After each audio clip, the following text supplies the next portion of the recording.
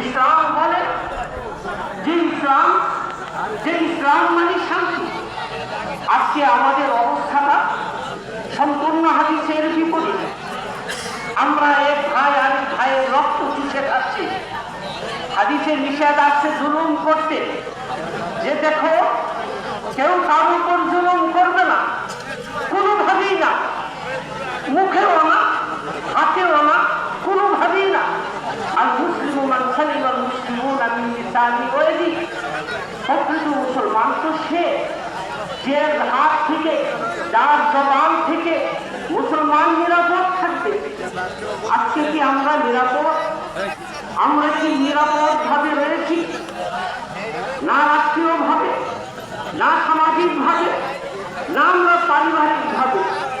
এক ভাই আরেক ভাইয়ের রক্ত চুষে খাচ্ছে, এক ভাই আরেক ভাইয়ের বিরুদ্ধে লেগে গেছে, এক ভাই আরেক ভাইয়ের সম্পদ লুটে খাচ্ছে। ভাই, ইসলাম কি বলে? আজকে আমাদের মধ্যে হানাহানি, মারামারি কেন? বাপ ছেলে, ভাই ভাই, পাড়া প্রতিবেশী কেন?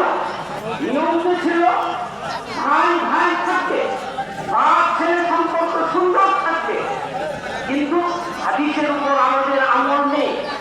হাদিসে এসেছে আল মুআশারাতু কাল আকারিব ওয়াল মুআমালাতু কাল আজানিব।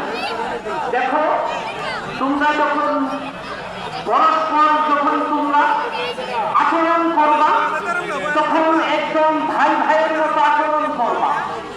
যখন তোমরা বসো, যখন তোমরা লেনদেন করবা, তখন অপরিচিতর মতো লেনদেন করবা।